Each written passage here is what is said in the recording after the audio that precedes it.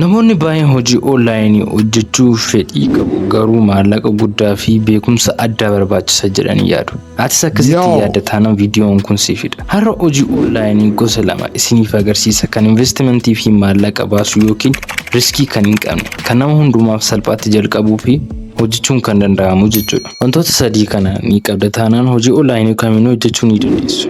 Bilbila smartphone yookiin bilbilootuma amma jira moodelii smart touchis ta'uu danda'a. Intarneetii yeroo xiqqoo yoo qabaatte hojii onlaayinii kamiinuu hojjechuu ni dandeessa. Tokko waliin haa ilaallu. Jalqaba irratti freelancing. Freelancing iskilii xiqqoo qabduun yookiin dandeettii xiqqoo qabduun waan barbaadu jechuudha. Fakkeenyaaf dandeettii xiqqoo nuti jennu waan baay'ee guddaa osoo hin taane fakkeenyaaf taayipingii barreeffama barreessuu, suuraa editii gochuu, taayipingii barreeffama footoodhaan isinitti argame gara barreeffamaa AI daanis hojjechuun ni danda'ama wantoota akkasii. Suuraa editii gochuu, loogoo dizaayinii gochuu. Loogoo dizaayinii yommuu jennusi sooftiweerii addaa fayyadamuu osoo hin taane Canva irratti jechuudha. Afaan garaagaraa Ingiliffaa Afaan Oromootti, Amaariffaa Afaan Oromootti translate gochuu jechuudha. Wantoota kanas Google irratti hojjechuu ni dandeessu jechuudha. Waan addaa waan hojjettanis hin qabdan.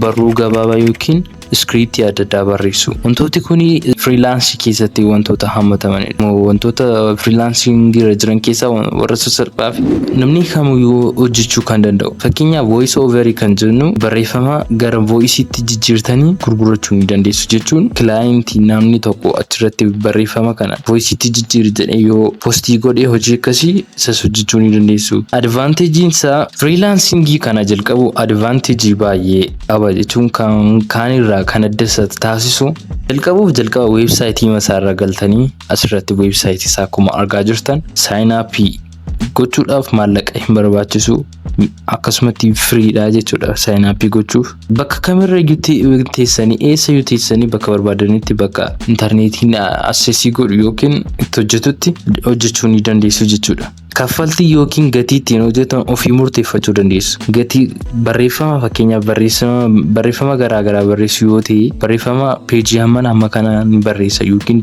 loogoo dizaayinii hamma kana hin hojjedha jettanii gatii isaa ofii keessanii murteessitanii irratti barreeffachuu ni dandeessu jechuudha. Websaayitiin freelancing irratti hojjetamu websaayitii garaagaraa jira. Warri beekamoon Fiverr yookiin Upwork irratti banuu akkaawuntii banachuudhaan achirratti sign up erga godhachanii booda seeta garaagaraa achuma profaayilii makeessa waan hojjettaniif profaayilii makeessan irratti barreessitanii websaayitiin garaagaraa jira.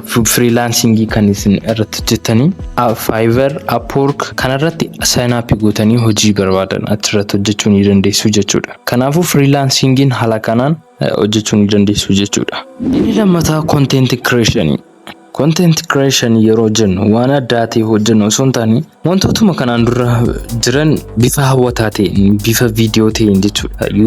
Viidiyoo YouTube's ta'uu danda'a, TikTok's ta'uu danda'a, bloogii garaagaraas ta'uu danda'a. Bifa gabaabaa ta'eetiin hojjechuu jechuudha. Bifa nama bashannansiisanii fi bifa namni irraa barachuu danda'uun jechuudha.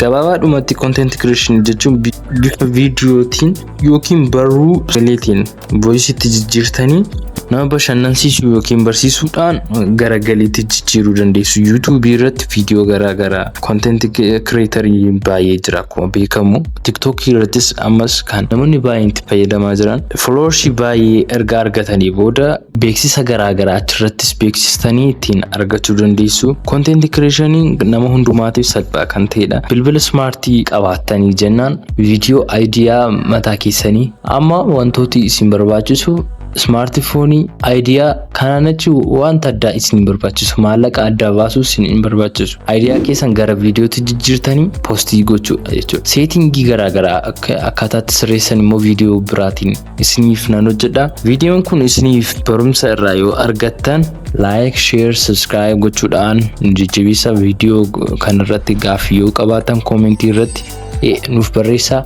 Eebbisaa Telegram channel keenya subscribe gochuudhaan wantoota haaraa achirratti gadhiifames argachuu ni dandeessu. Galatooma.